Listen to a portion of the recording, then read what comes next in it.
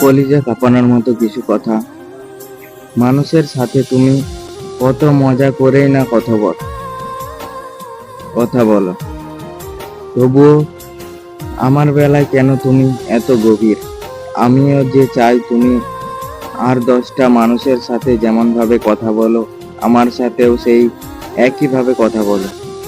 আমি শুনেছি কারো মন খারাপে তুমি বেশ খুশিতেই তাদের মন ভালো করে দিতে পারো।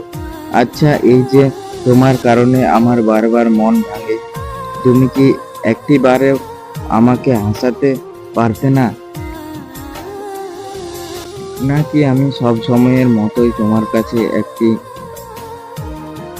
সস্তা মানুষ হয়ে আছি?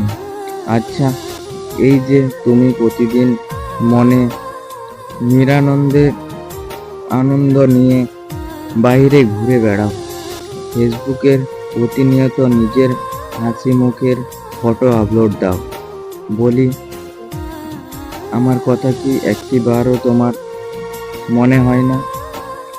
হয়তো আমার কথা তোমার একবারেও মনে হয় না, কারণ তুমি তো কখনোই আমায় তোমার মনে জায়গা দাও নাই। এটিও আমার অনেক বড় একটি ব্যর্থতা। তোমাকে আমি এত ভালোবাসা দিয়েও আমার কাছে ধরে রাখতে পারিনি, বরং প্রতিনিয়ত আমি তোমার বিরক্তির কারণ হয়েছি।